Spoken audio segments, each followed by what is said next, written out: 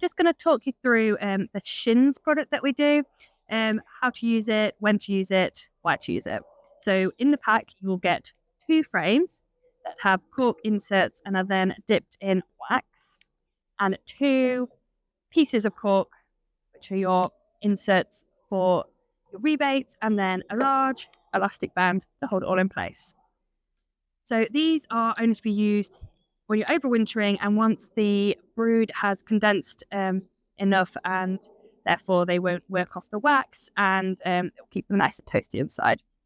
With these being made from cork, which is known as a highly efficient insulator in the construction industry, it has a thermal conductivity rating of 0.039 watts per meter Kelvin, and expanded polystyrene foam, which is used a lot in the polystyrene hive you get, is 0.03 watts per meter Kelvin.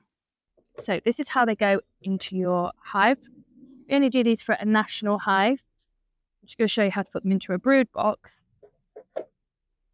So for a brood box, you would need to remove your dummy board and a frame from the other end. This will then allow room for your frames to go in. We do these as a DN4, an SN4 for your super, and then also a 14x12 for your 14x12 brood box.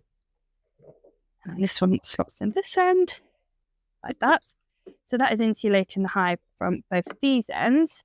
And then you use your inserts. They pop really, really snugly into your rebate, front and back.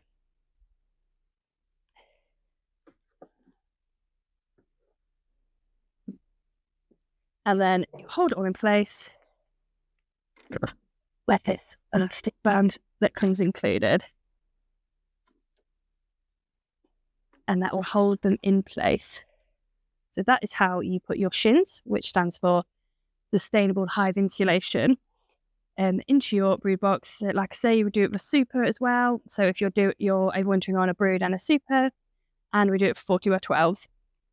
If you find that your cluster of bees is particularly small, then there is the option to move the SHIN frames in a few more frames so that they have a smaller area to keep warm. And then pop your groundwood back on